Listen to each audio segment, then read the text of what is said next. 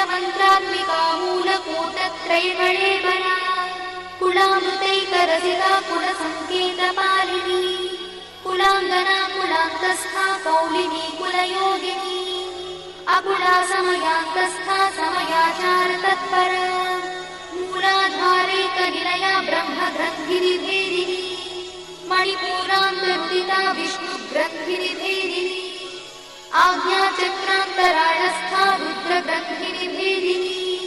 सहस्राराभुजारूढा सुधासाराभिवर्षिणी तटिल्लता समरुचिषट्चक्रोपरि संस्थिता महाशक्तिकुण्डलिनी विसतन्तुतनीयसी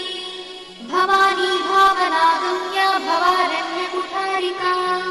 भद्रप्रिया भद्रमूर्तिर्भक्तसौभाग्यदायिनी